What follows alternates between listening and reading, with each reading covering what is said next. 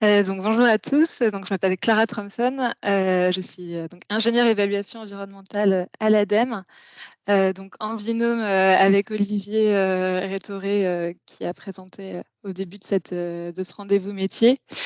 Donc avec des travaux sur l'animation de la thématique évaluation environnementale à l'interne à l'ADEME, de la formation, base empreinte et puis donc empreinte projet que je vais vous présenter aujourd'hui. Si tu peux passer, merci, à la slide suivante. Et donc, du coup, l'idée, c'est d'avoir à peu près 30 minutes de présentation sur la méthode et puis après, du coup, un temps important d'échange. Donc, je vais vous faire une petite introduction sur le contexte de la méthode, les grands principes, les ressources aussi là qui sont à disposition actuellement et dans le futur pour appliquer le protocole empreinte projet. Et puis, je vais finir par une petite conclusion. Donc, par rapport, oui, merci. Pourquoi est-ce qu'on a mis en place cette approche à l'ADEME? En fait, c'est venu vraiment d'un besoin interne qui était de disposer d'une méthode, enfin d'un protocole qui permette d'évaluer les projets qu'on soumet à l'ADEME à nos collègues pour un financement. Donc, c'est souvent le cas dans le cadre des appels à projets, où du coup des porteurs de projets vont déposer des projets, vont les soumettre à l'ADEME, et aussi directement donc des demandes de financement là, qu'on dit en gré à gré. On avait déjà une méthode qui existait, qui était la méthode Quantiges, qui permet d'évaluer l'empreinte carbone d'un projet, donc limité au climat. Et ce qu'on a fait, c'est qu'on a repris en fait les grands principes de la méthode Quantiges et on a créé du coup ce protocole empreinte projet qui se base donc sur Quantiges et également sur l'ACV pour avoir vraiment une méthode non plus carbone mais environnementale. Et donc cette méthode, on l'a pas fait tout seul, donc on l'a fait donc, avec tous les services de l'ADEME et également avec 2 bureaux d'études, donc Solinen et Bleu Safran.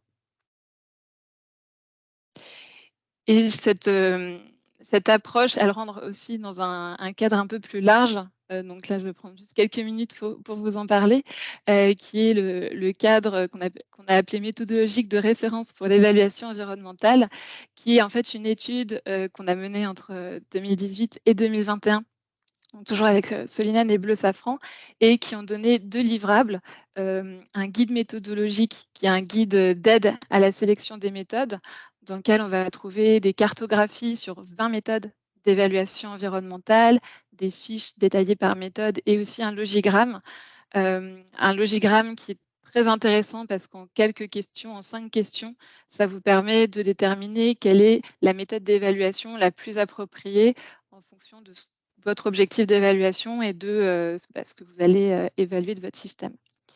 Donc, il y a eu ce gros travail-là qu'on est en train de retravailler. Donc, ça, bon, j'ai une petite redite par rapport à ce que Olivier a présenté au début. Mais donc, on fait voilà, un travail avec la chaire Elsa Pact qui, elle, de son côté, a fait le panorama des méthodes, donc qui est aussi un peu comme un guide, donc une façon d'évaluer les méthodes d'évaluation environnementale, donc encore un cran au-dessus.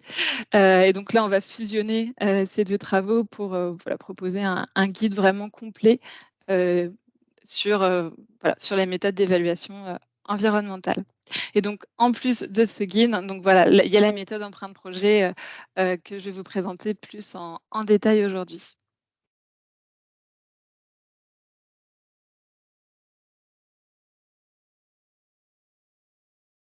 Merci.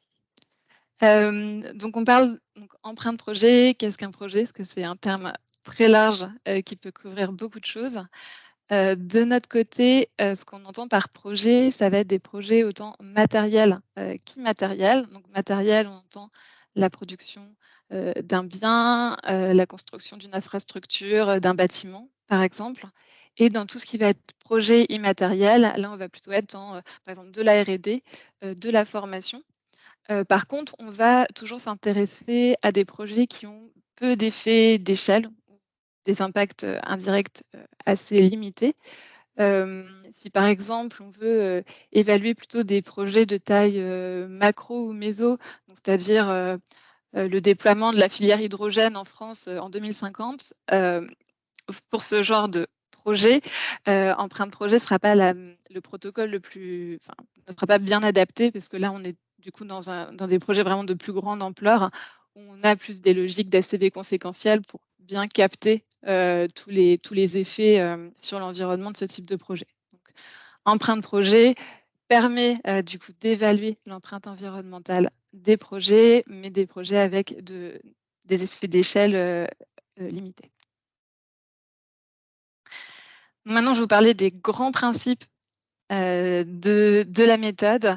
Hem, les choses à retenir en fait, sur empreinte projet, déjà, c'est une approche qui est différentielle. En fait, on va toujours venir comparer l'impact de notre projet par rapport à, l'impact d'un scénario de référence. Je vais rentrer un petit peu plus dans le détail après, mais à retenir donc on est en différentiel. C'est une approche qui est progressive. Donc, on a 5 niveaux d'approfondissement qu'on va pouvoir choisir en fonction eh bien, de l'objectif qu'on a dans notre évaluation, de ce qu'on évalue. C'est une approche qui est encadrée, donc il y a 4 phases, 12 étapes et l'intérêt d'empreinte projet, c'est qu'on va vraiment venir accompagner en fait, la personne qui va appliquer la méthode, de définir qu'est-ce qu'il évalue, et aussi, eh bien, comment, faire, sa quantification, son évaluation, comment interpréter les résultats et également comment communiquer sur les résultats, d'empreinte projet. Et enfin, c'est une méthode, voilà, qui est basée sur l'ACV. On est toujours dans une pensée, cycle de vie, multicritères. Le multicritère qui permet, d'identifier les transferts d'impact entre différents, enjeux environnementaux et puis on va, suivre, du coup les normes, ACV, donc 14040 et 44. Alors, c'est une approche donc différentielle, donc vraiment dans empreinte projet, on va venir comparer en fait 2 scénarios. Un scénario avec action, dans lequel en fait on met en œuvre notre projet et on compare ça à ce qu'on appelle un scénario de référence qui est, ce qui se passerait si le projet n'était pas mis en œuvre. Donc en fait, on a toujours, comment dire? Cette comparaison, dans empreinte projet, cette approche différentielle, tout en sachant que ces 2 scénarios, qu'on compare entre eux, ils vont, comme dans une logique ACV, toujours rendre le même service, la même fonctionnalité. Donc on va évaluer ces 2 scénarios pendant une certaine période de temps et c'est cette différence entre ces 2 scénarios qui vont nous permettre de savoir si notre projet, il présente, eh bien, un bénéfice ou une charge, sur l'environnement.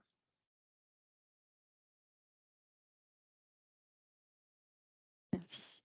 Et donc on a, tout simplement si l'impact, de notre scénario, donc de notre projet, est plus faible que les impacts de notre scénario de référence, on va dire que notre projet présente un bénéfice, sur l'environnement et au contraire, là on va parler de, charges, sur l'environnement, tout simplement. Donc je vous disais que c'était une approche progressive. Empreinte projet, il y a donc 5 niveaux d'approche. On va, du qualitatif à, du quantifié multicritère. On va pouvoir choisir ces différents niveaux d'approche vraiment en fonction de l'objectif de notre évaluation et ça va vraiment être, comme ça, pas à pas. On va pouvoir choisir déjà un premier niveau qualitatif et faire une première estimation de où pourraient être les sources d'impact de mon projet et puis, hem, finalement, petit à petit, aller plus loin dans l'évaluation du projet en passant par, les étapes 2, 3, 4, voire jusqu'à à l'étape 5 qui là est l'équivalent d'une ACV, donc du multicritère et plus approfondie. Donc là, je vais vous présenter en détail, chacun de ces niveaux. Donc le niveau 1, on est, sur du qualitatif. On va, plutôt recommander d'utiliser ce niveau lors de la phase de cadrage du projet, plutôt ex ante. En fait, à des moments où on n'a pas forcément beaucoup de données, sur le projet, donc de données d'activité, des données de consommation, d'émissions. Forcément, là, si on a peu de données, on ne va pas pouvoir, faire, une évaluation quantifiée. Donc le niveau 1 est intéressant parce qu'on n'a pas besoin d'avoir ces données de consommation, d'émissions du projet et puis aussi, du scénario de référence. Ce qu'on va avoir avec ce niveau 1, c'est, une première, conclusion qualitative, bien sûr. On reste toujours sur du qualitatif sur le niveau 1 et on va, pouvoir identifier quelles sont les premières conséquences, sources d'impact, de mon projet, via l'arbre des conséquences que je vais vous présenter juste après, qui est vraiment un, un facteur, non pas un facteur, mais une étape clé, voilà, une étape clé, de la méthode, du protocole empreinte projet. Et ce niveau 1, ce qui est intéressant, c'est donc il n'y a pas besoin d'avoir des données, quantitatives et il n'y a pas besoin non plus d'avoir, vraiment des compétences spécifiques en comptabilité, environnementale, que ce soit, carbone, ou multicritères et donc le porteur de projet, peut réaliser ce niveau 1 et déjà avoir, eh bien, une 1re vision sur, où pourraient être les sources d'impact de son projet. Donc sur l'arbre des conséquences, voilà, c'est vraiment une étape très importante, de la méthode empreinte projet. En fait, c'est une façon de représenter l'ensemble des conséquences du projet par rapport au scénario de référence. Dès l'arbre des conséquences, on va être aussi en comparatif.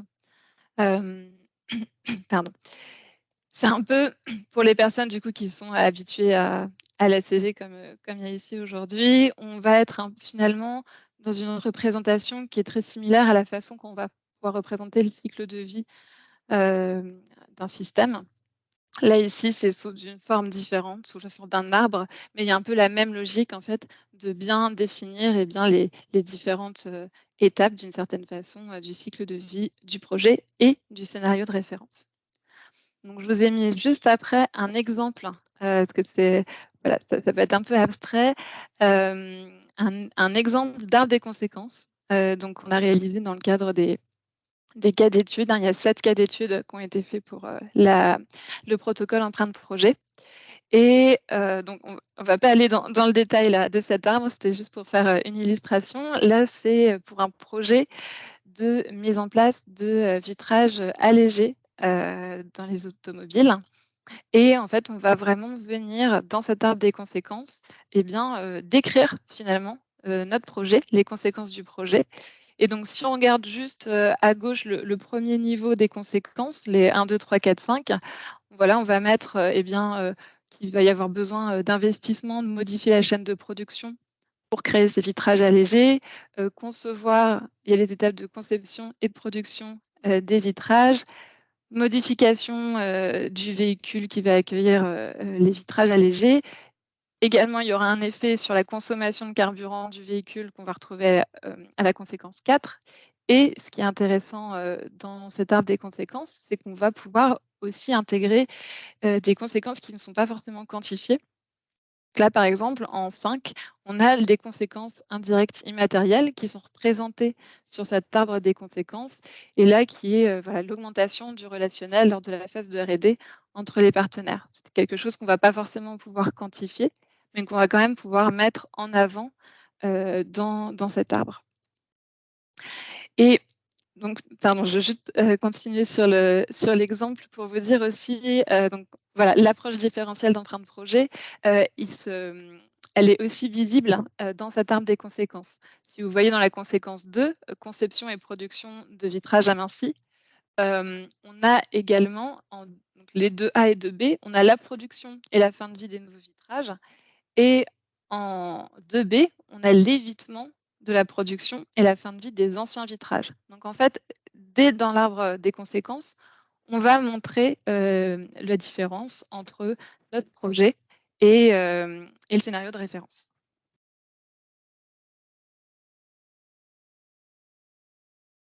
Donc l'arbre des conséquences, voilà, c'est vraiment une étape, vraiment clé. On la définit, quel que soit le niveau d'approche choisi. Donc si on est au niveau donc le niveau 1, on va dire que c'est un peu le résultat, l'arbre des conséquences, c'est un peu le résultat du niveau 1 et en fait, on va toujours, réutiliser cet arbre pour les niveaux, 2, 3, 4, 5. Ça va permettre de déjà faire une première identification de où pourraient être, eh bien, mes potentielles charges et bénéfices, sur l'environnement. L'idée, c'est qu'il soit, bah, le plus exhaustif possible pour qu'on comprenne bien, qu'est-ce qui est inclus déjà dans le périmètre de la quantification, qu'est où pourraient, se trouver les impacts, sur l'environnement, du projet et ça va vraiment être une base ensuite pour faire l'évaluation, donc les niveaux 3, 4, 5. Donc quantification niveau 2, donc le niveau 1, c'est du qualitatif, le résultat, l'arbre des conséquences et le niveau 2, là, on rentre dans du quantifié. On rentre dans une évaluation monocritère GES, qu'on va plutôt recommander d'utiliser en phase de cadrage.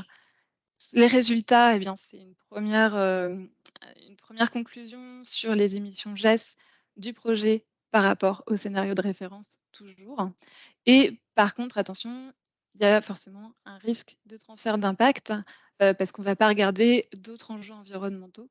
Ceux-là ne sont pas évalués dans le niveau 2.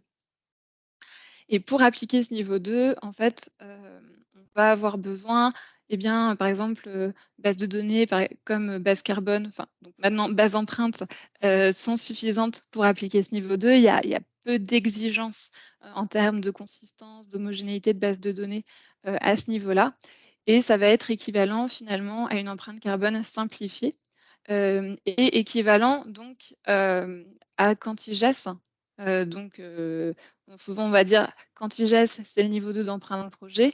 Donc, il y a des petites différences dans les termes. Quantiges va aller un petit peu plus loin sur certains aspects. Mais en gros, tous les bureaux d'études carbone, par exemple, qui sont formés à Quantiges, peuvent tout à fait appliquer ce niveau 2 d'emprunt de projet, qui est vraiment très, très proche dans l'esprit et dans l'application. Ensuite, à partir du niveau 3, là, on part dans de l'évaluation multicritère, plus ou moins approfondie. Donc le niveau 3, c'est une évaluation multicritère simplifiée. Là, on va plutôt recommander, eh bien, d'appliquer ce niveau alors en phase de conception ou de planification du projet, par exemple. Ça va permettre, en fait, d'avoir une première conclusion sur, eh bien, quels sont mes, indicateurs, mes catégories d'impact les plus pertinentes pour mon projet, que je vais regarder en priorité. Et puis sur ces indicateurs, eh bien, est-ce que mon projet va présenter plus de bénéfices ou de charges sur l'environnement? C'est vraiment, en fait, l'équivalent d'une ACV simplifiée, mais donc en comparatif, hein, toujours.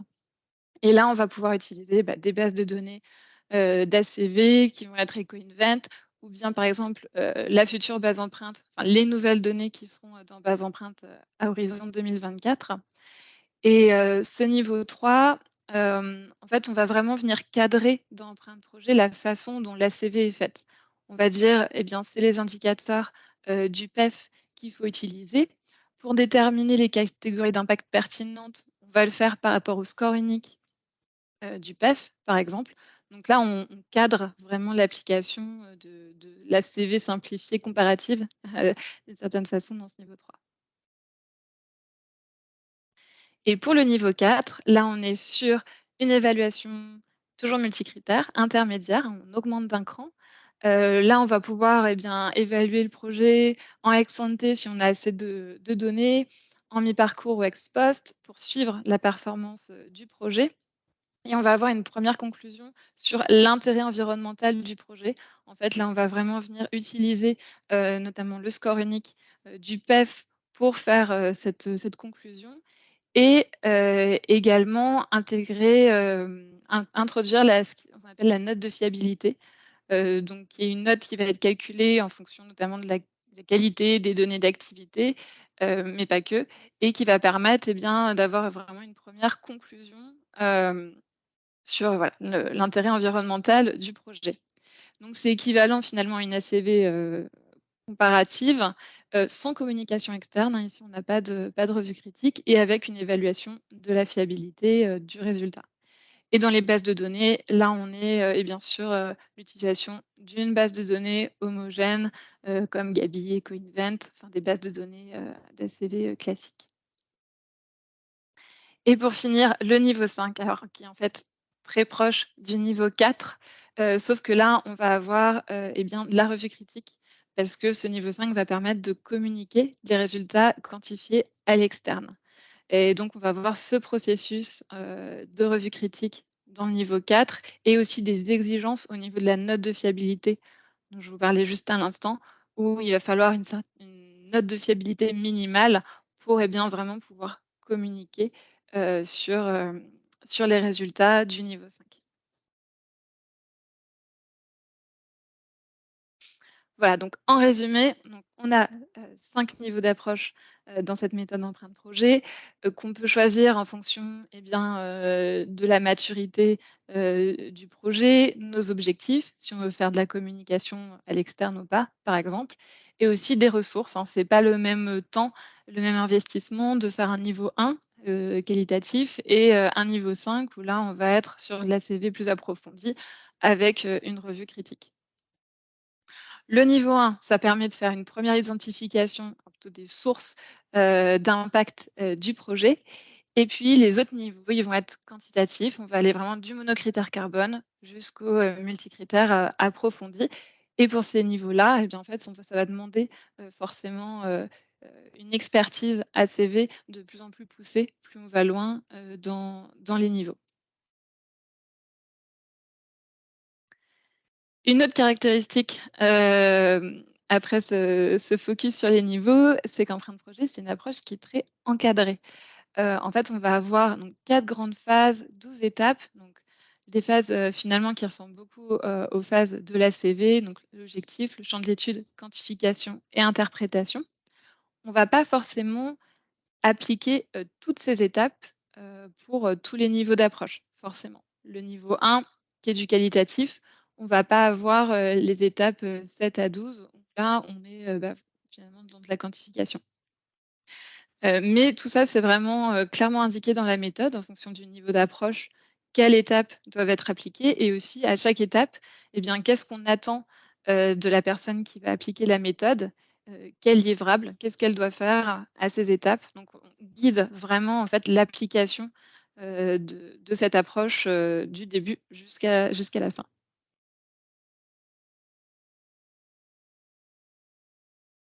Et donc maintenant, je vais faire un point avec vous sur les ressources, disponibles pour appliquer la méthode empreinte projet.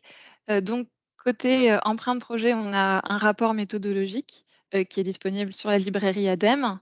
On a également 7 cas d'études, sur différents secteurs d'activité et on a aussi, eh bien, tout ce qui a été fait côté Cantiges. Parce que voilà, empreinte projet, ça vient quand même de Cantiges, même si Cantiges, eh bien, c'est l'équivalent du niveau 2 d'empreinte projet, donc voilà, monocritère, carbone.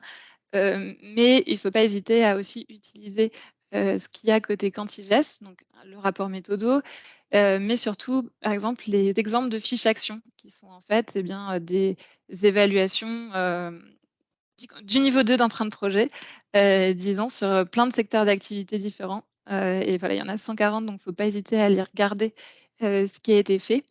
Et il y a en plus, 2 modules de formation actuellement, sur Cantiges, ce qui vous permet, si vous les suivez, également de vous former, à empreinte projet dans le principe. Vous allez voir l'arbre des conséquences, le scénario de référence, enfin tout ce dont je vous ai parlé, au début jusqu'au au niveau 2.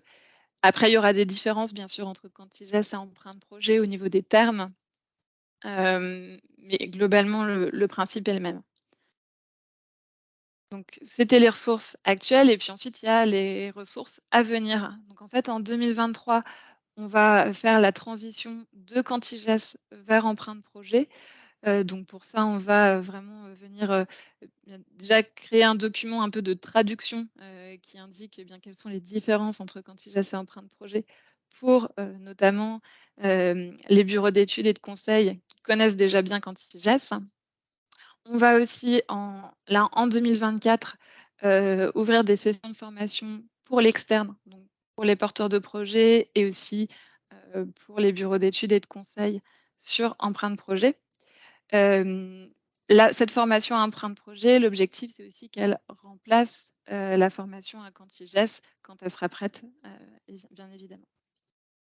Et enfin, en 2025, on a pour objectif de, produire un outil, web empreinte projet.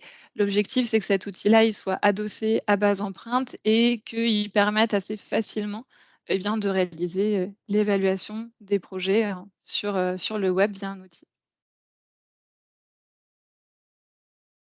Donc en conclusion, hem qu'est-ce qu'empreinte projet? Les choses à retenir, donc empreinte projet, donc c'est une approche différentielle. On compare toujours les impacts du projet par rapport à un scénario de référence. Elle est progressive. Vous avez vu, il y a 5 niveaux d'approche. On va venir cadrer son application, la guider, vraiment de la définition de ce qu'on évalue jusqu'à la communication des résultats. C'est une méthode qui est environnementale, systémique. On reste toujours dans ce principe de cycle de vie multicritères et voilà, qui est aussi basé sur la CV. Vous avez vu les niveaux, notamment, 3, 4, 5. Voilà, c'est finalement de la CV comparative qu'on fait avec Empreinte Projet. Et enfin sur, les derniers messages clés sur ce que permet Empreinte Projet, je finis un petit peu par ça. Ça permet, eh bien, d'évaluer donc si un projet présente un bénéfice pour l'environnement, aussi d'éco-concevoir les projets, hein, dans une optique d'amélioration de l'impact environnemental des projets. Côté ADEME, eh bien, ça va nous permettre, au fur et à mesure de sa diffusion, en interne, eh bien, de proposer le même cadre d'évaluation, pour les guichets ADEME, lorsque c'est pertinent. Et puis également, bah, diffuser ce mode de pensée systémique, donc cycle de vie multicritères, en interne et puis aussi auprès de nos cibles et notamment des porteurs de projets. Voilà, et ben, merci pour votre attention. Du coup, n'hésitez pas si vous avez des remarques ou questions. Merci beaucoup. Clara, on va passer, on va passer, t'as des applaudissements. On va passer, on va passer aux questions. Une première question de Joachim sur une question sur l'arbre des conséquences et sur les sujets qu'il aborde. Joachim, tu peux ouvrir ta caméra et le micro et poser la question. Oui, bonjour. Oui, la question que je me posais, enfin, j'ai vu dans l'exemple là qu'il y avait une case qui mentionnait la création d'emplois. Du coup, je me disais, enfin, je voulais savoir si dans cet arbre des conséquences, on évalue strictement les aspects environnementaux ou si on élargit aux aspects sociaux et peut-être à d'autres, ce qui peut être assez vite tentaculaire. Et du coup, pourquoi aussi aborder ces aspects-là, puisqu'il me semble que c'est pas vraiment l'objet de la démarche.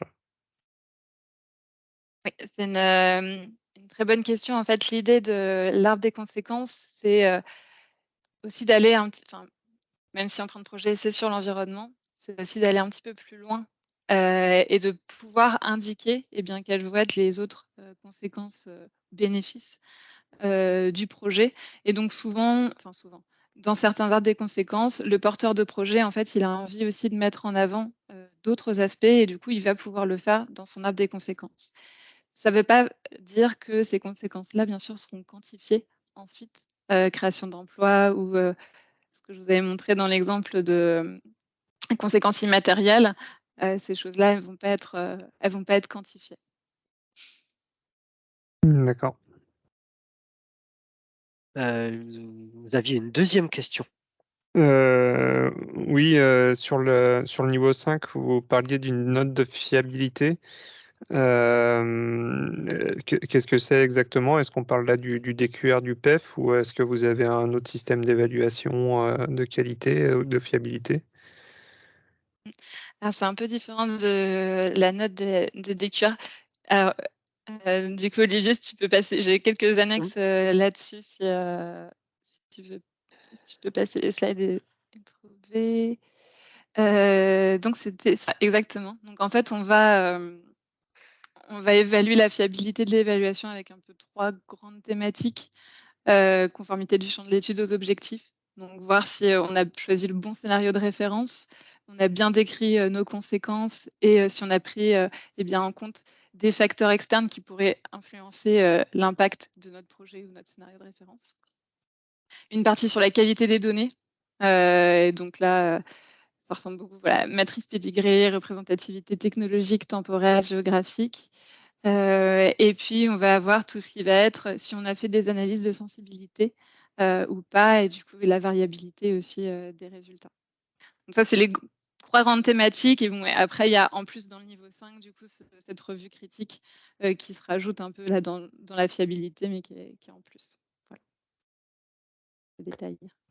Très bien, merci. J'ai juste une dernière rapide question. La présentation, vous allez nous la partager ou Oui, c'est enregistré, Alors, c'est Olivier. enregistré et après, si tu Ouais. autorises la diffusion, oui, je diffuse à toutes les personnes qui ont assisté à la réunion. Oui, on pourra. Enfin, il n'y a rien de, il n'y a pas de mystère, donc on pourra la partager aussi. Très bien. Merci. Merci. Lucille avait une question également, toujours sur l'arbre des conséquences.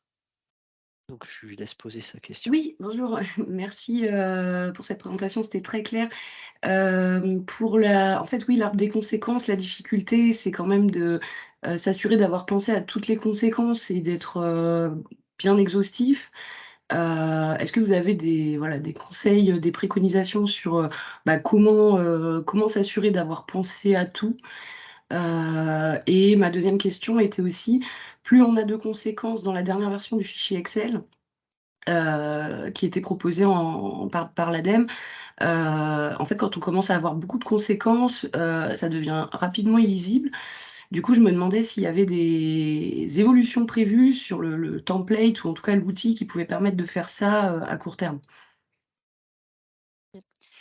Alors pour la première question, on a un peu des recommandations pour l'arbre des conséquences. C'est, donc déjà ne pas le faire tout seul, de plutôt s'entourer, de faire un groupe de travail pour, faire l'arbre des conséquences, justement avec différentes visions, sur le projet pour ne rien oublier potentiellement, et puis aussi de faire, si c'est possible, avoir un peu une revue critique interne où il y a quelqu'un d'un peu extérieur au travail, parce que parfois on a un peu la tête dans le guidon quand on fait, cet arbre, qui puisse à prendre un peu de hauteur, revoir, l'arbre et le compléter.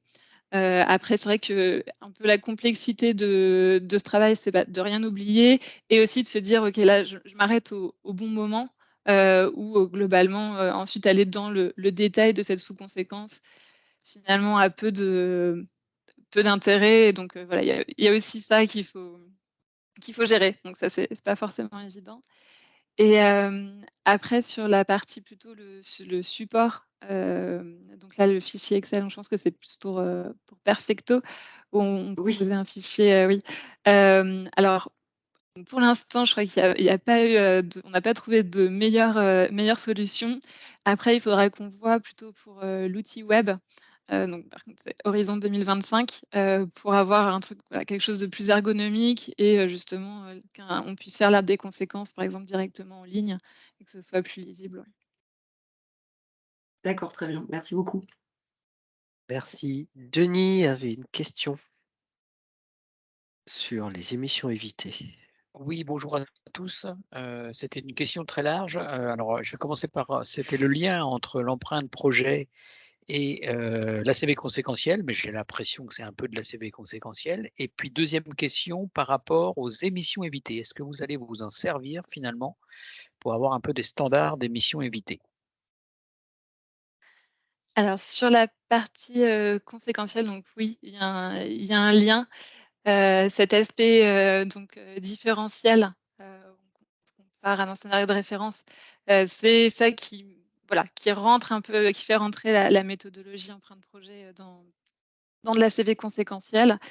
Et puis aussi le fait qu'on puisse sur l'arbre des conséquences mettre, bien potentiellement vraiment afficher des effets indirects. Après, voilà, on on l'affiche et c'est comment on place nous cette méthode dans la famille des méthodes. Après, je sais que parfois parler d'ACV conséquentiel, ça peut faire peur à certaines personnes, mais il faut se dire qu'empreinte projet, c'est aussi un protocole qui est, quand même accessible. Voilà, on est aussi niveau 1, c'est du qualitatif, 2, c'est de l'empreinte, empreinte carbone et le 3, de l'ACV simplifié finalement. Donc voilà, juste un petit point là-dessus. Et après sur les émissions évitées, j'avoue que j'en ai aucune idée. Enfin, pour moi, ce protocole, enfin, ce serait peut-être un travail plus à faire à côté de ce protocole empreinte projet, mais après je ne sais pas si Olivier est encore là et si, il a aussi un retour à faire sur cette question. Alors, est-ce que tu peux préciser, je ne sais pas si vous m'entendez? Ouais, c'est bon, on Ouais. t'entend. Denis, est-ce que tu peux préciser ta question sur, est-ce qu'on va utiliser les émissions évitées? Qu'est-ce que tu entendais par là? C'est que dans le protocole, il y a la définition d'un scénario de référence. Et donc, on peut très bien se dire, finalement, l'empreinte projet permet d'évaluer des émissions évitées par rapport au scénario de référence, quoi. Oui, c'est le principe, puisqu'on est en différentiel. Le bilan, il est on aura une somme de charges et de bénéfices. Donc la notion de bénéfice revient à celle d'impact évité. Ce qu'on propose là, c'est un moyen de calculer la somme des charges et des bénéfices pour voir si à la fin le bilan net est positif. D'accord. Merci beaucoup pour les 2 réponses. Ça marche. Merci. Il y avait Emmanuel qui avait une question sur la disponibilité des outils. Dans Je d'autres voulais langues. juste savoir si c'était possible d'avoir ces outils en anglais ou tout est en français, je ne me souviens plus. Alors on a en fait, il n'y a que le rapport méthodologique qui est en français et en anglais. Il a été traduit il n'y a pas D'accord. très longtemps en anglais. Et après, il faudra qu'on voit pour les outils. Par exemple, là, il y a un support Excel, donc c'est dans le cadre de Perfecto, qui permet un peu de remplir voilà, un template, mais qui est, je crois, qui est qu'en français. Donc voilà, pour l'instant, c'est là niveau bilingue, on va dire. Mais le Enfin, guide déjà et méthodo est le en... guide est en anglais. Et pareil, disponible sur la librairie ADEME. Merci beaucoup. Thomas Barguin avait une question et une confirmation sur les exigences de la revue critique. Oui, merci pour la présentation. Ma question, elle porte sur donc oui, voilà, les exigences sur la revue critique. Est-ce que il y a des exigences qui sont spécifiques à cette méthodologie empreinte projet, ou est-ce qu'il s'agit uniquement des exigences pour la revue critique d'une analyse de cycle de vie? Ça, je me souviens plus trop. Pour moi, on est vraiment très proche d'une revue critique type ISO, mais là, j'avoue que je me souviens plus trop. Je sais pas si Olivier, toi qui avais plus suivi cette partie-là. Ouais, c'est un peu moins Peut-être, approfondi dans le sens où on est volontairement sur un cadre méthodologique qui est simplifié par rapport à l'ISO. Je dirais que l'ISO, ce serait la 6e marche. Là, on a 5 niveaux d'approfondissement. L'ISO, ce serait la 6e. Toutes les analyses qu'impose la norme ISO, notamment de sensibilité locale globale via de l'analyse d'incertitude et de variabilité, on les demande pas ici. C'est plus basique, dans l'objectif de rendre quand même les évaluations moins onéreuses et plus rapides. Donc, de fait, la revue critique, elle va pas s'attacher à regarder autant dans le détail la qualité de l'évaluation. Donc, c'est beaucoup moins complet qu'une revue critique classique, parce que l'éval en elle-même, elle est beaucoup moins approfondie. D'accord, merci beaucoup. Merci. Est-ce qu'il dans l'outil de questions, j'ai plus de questions. Est-ce que quelqu'un souhaite poser une question, lever la main? Je ne sais plus si la question de Joachim, on l'avait traitée, fiabilité niveau 5. Est-ce que c'est DQR de PEF ou autre chose? Ah oui. Non, on l'a pas traité, effectivement. Merci Philippe. Si, pour moi, ça a été traité. Si, Elle a si, c'est ce montré, qui est c'est le affiché, slide qui est affiché en ce voilà, moment, oui. qui est Oui, resté. oui. Ah oui, d'accord, j'avais oublié. Oui. Ouais, merci, pardon. Par contre, j'aurais peut-être juste une question complémentaire, parce que j'ai compris que sur l'arbre des conséquences, là, il y avait un outil spécifique. Enfin, c'est pas quelque chose qu'on fait sur un outil libre type MindMap ou autre. On peut utiliser le support qu'on veut. Ça peut être un PowerPoint, ou MindMap ou autre. En fait, c'est dans le cadre de l'appel à projet Perfecto. On demande aux porteurs de projet de faire un niveau 1 quand ils déposent le dossier. Et du coup, il y a un template Excel qui est proposé à ces porteurs de projet. Mais en fait, on peut faire l'arbre des conséquences un peu comme sur ce qu'on veut, finalement. Ok, merci. Merci.